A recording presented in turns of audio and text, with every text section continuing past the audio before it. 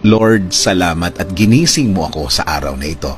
Lord, I thank you for this brand new day. Thank you for waking me up.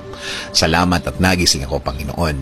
Maraming salamat sa napakagandang gising ko na ito. Tatanggapin ko po ito as another form of blessing. Humihingi po ako ng patawad, Lord, dahil minsan hindi ko nakikita ang kagandahan ng umaga at araw.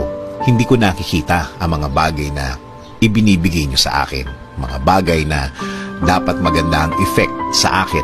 Since na sa problema ako nakatingin, di ko po ito lahat nakikita.